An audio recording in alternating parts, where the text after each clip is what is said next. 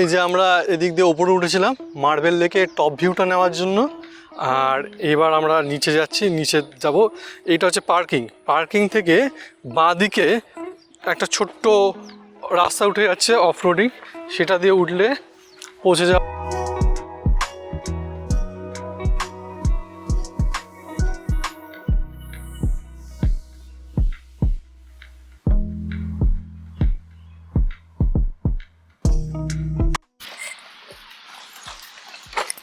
এগুলো কি দিয়ে বানানো? খেজুর পাতা। সুবর্ণ ওখানে মানে পাবে, তাকে শর্টকাট নেওয়ার চেষ্টা করছে, কিন্তু পাহাড়ি রাস্তার শর্টকাটটা কখনো কখনো বিপজ্জনক হয়ে যায়। ও খুব এক্সাইটেড, ও অবশ্য পাহাড় নিয়ে বরাবরই খুব এক্সাইটেড। ফাইনালি আমরা চলে এসেছি নিচে।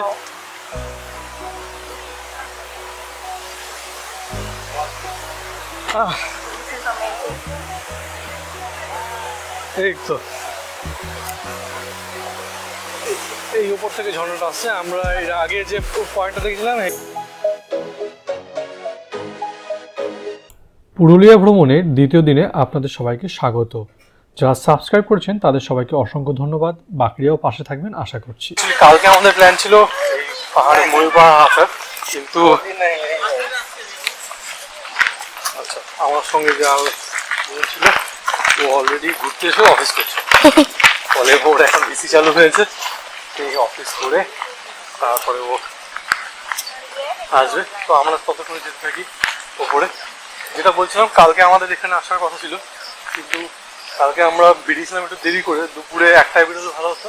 আমাদের লাঞ্চ করে বেরোতে বেরোতে 2টো বেজে গেছিলো, সেই জন্য আমরা এই পাহাড়টায় উঠতে পারিনি, কারণ তখন বিকেল 5টা বেজে গেলো, তাই তো? ওই 5টা 5:30 আর অন্ধকার হয়ে গেছিল, কিছুই দেখতে পারতাম না। তাই আমাদেরকে সাজেস্ট করলো যে আজকে সকালে এখান থেকে শুরু করতে। ফার্স্ট এটাই, এখান থেকে আমরা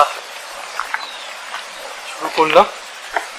যদিও 9টায় বেরোনোর কথা ছিল, কিন্তু অ্যাজ ইউজুয়াল দেরি হয়ে বেরোতে 9:30 বেজে দিয়েছি বেরিয়েছি। আর আমাদের হোটেল থেকে এটা বেশি দূরে না।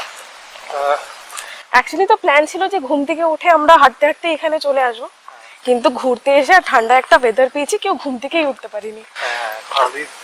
সারা সপ্তাহ সারা বছরটা অফিসের কারণে সকাল সকাল ঘুম থেকে উঠতে হয়, ওই জন্য ছুটিতে এখানে কোনো অফিসের প্রেশার নেই, তাই সবাই রিল্যাক্সে ঘুমিয়ে।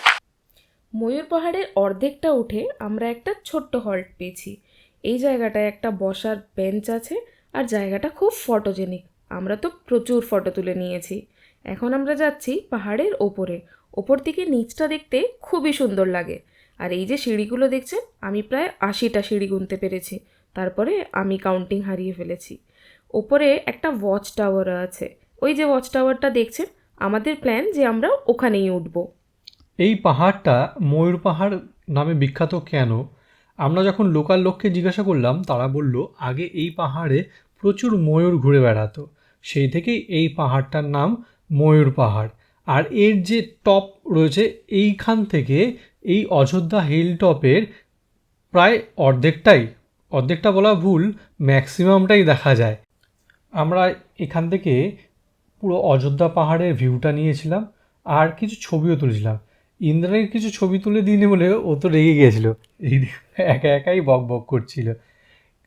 তারপরে আমরা ঠিক করলাম যে এইখানে একটা মন্দিরও আছে, খুব সুন্দর ছোট্ট একটা শিব মন্দির আছে।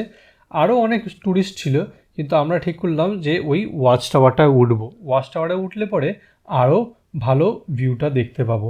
ওয়াচ টাওয়ারে সুন্দর সিঁড়ি করা আছে, চারপাশে ব্যারিকেড দেওয়া আছে, একদম দেখে মনে হচ্ছে যে নতুনই হয়েছে, ওয়েল মেনটেন্ড ছিল, খুব সুন্দর সিঁড়িগুলো, পাশে রেলিংও আছে।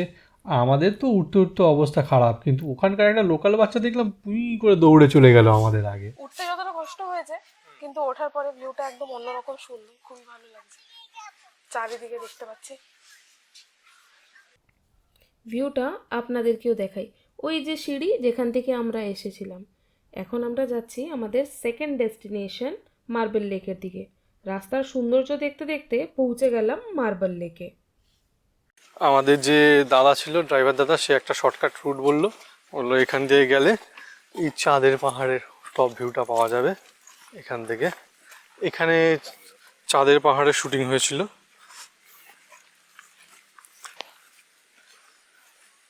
সব জায়গায় মোটামুটি অল্প স্বল্প ট্রেক করতে হচ্ছে, হ্যাঁ, ট্রেকিংটা পাহাড়ে আসলে ট্রেকিংটা মাস্ট, ট্রেকিং কিন্তু তোমাকে ওটাতে করতেই আলাদা হবে। মজাই লাগে। হ্যাঁ, এখানেই আসল পরিচয়, মানে বোঝা যায় যে কতটা ফিটনেস আছে শরীরে, যেটা একটুও নেই।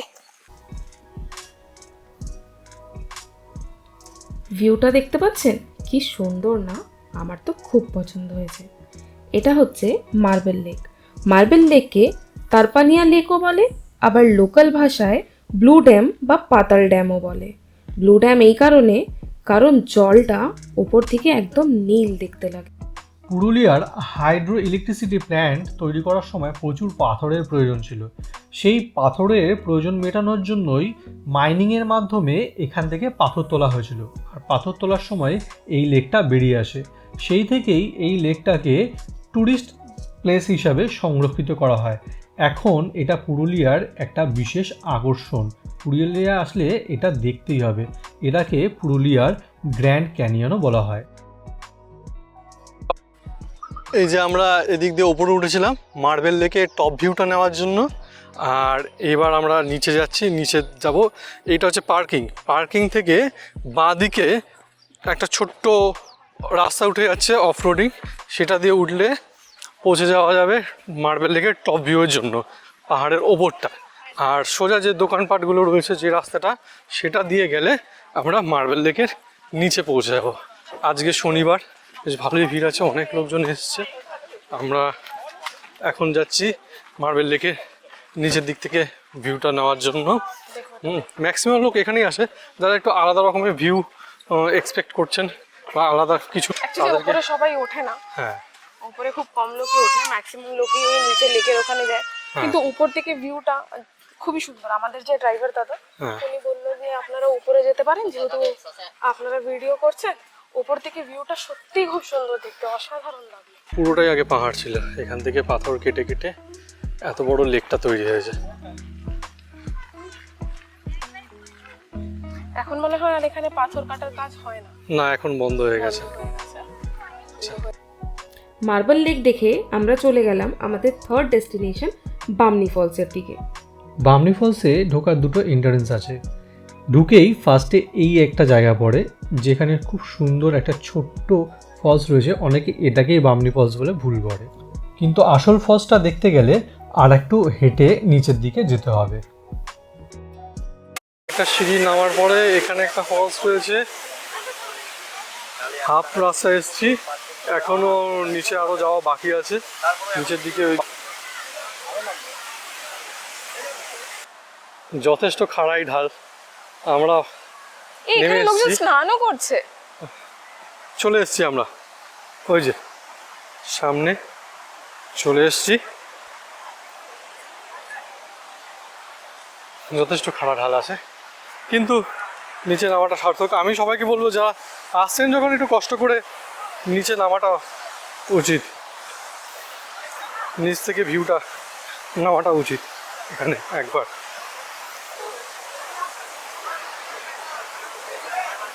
ইন্দ্রাণী তো আমার আগে আগে দৌড়াচ্ছে, ও খুব এক্সাইটেড। ও অবশ্য পাহাড় নিয়ে বরাবরই খুব এক্সাইটেড। ফাইনালি আমরা চলে এসেছি নিচে।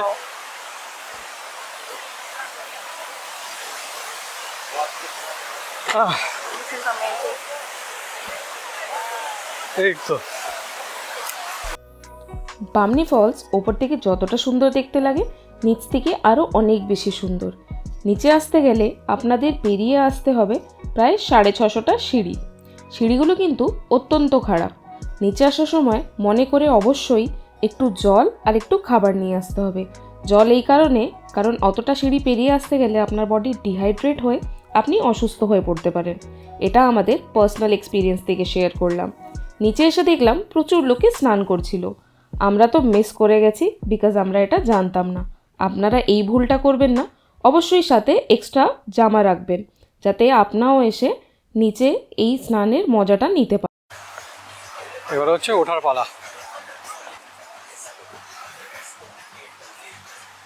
যতটা নিচে নেমেছিলাম এবার ওঠার ফেলা।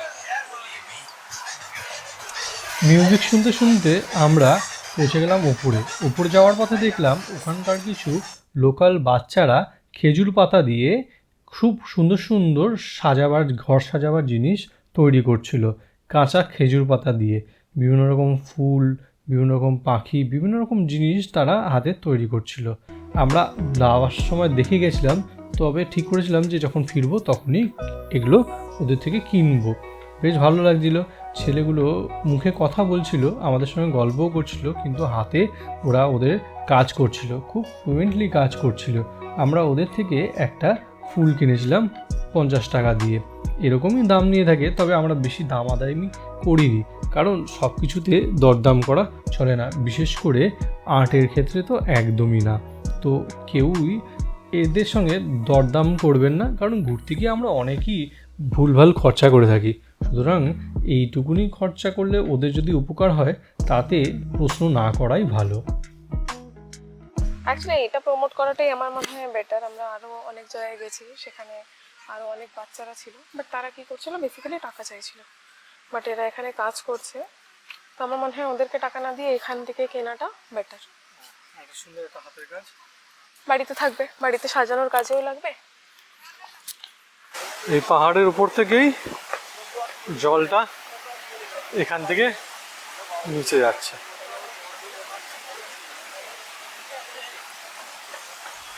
প্রচণ্ড কড়া রোদে ঘুরে আমরা সবাই ক্লান্ত হয়ে গেছিলাম, তাই ঠিক করলাম যে আখের রস খাবো। বাইরেই অনেক আখের রসের দোকান আছে, সেখান থেকে আখের রস খেয়ে আমরা চললাম আমাদের পরবর্তী গন্তব্যের দিকে।